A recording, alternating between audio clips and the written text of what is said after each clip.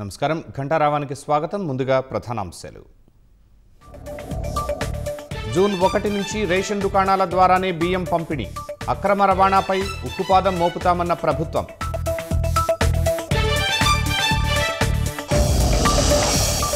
పొగాకు రైతులు నష్టపోకుండా చర్యలు తీసుకోవాలన్న సీఎం. అవసరమైతే ప్రభుత్వమే కొనుగోలు చేసేలా కసరత్తు.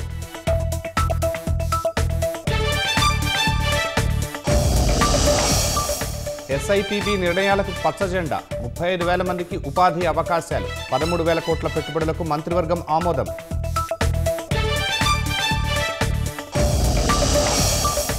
డిఈఓ కార్యాలయాల ముట్టడిని రద్దు చేసుకున్న ఉపాధ్యాయులు. సమస్యలపై ప్రభుత్వం సానుకూలంగా స్పందించడంతో నిర్ణయం.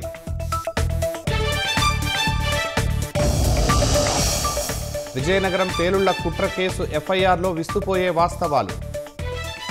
అల్ హింద్ ఇత్తెహాదుల్ ముస్లిమీన్ గ్రూపు ఏర్పాటు చేసిన సిరాజ్.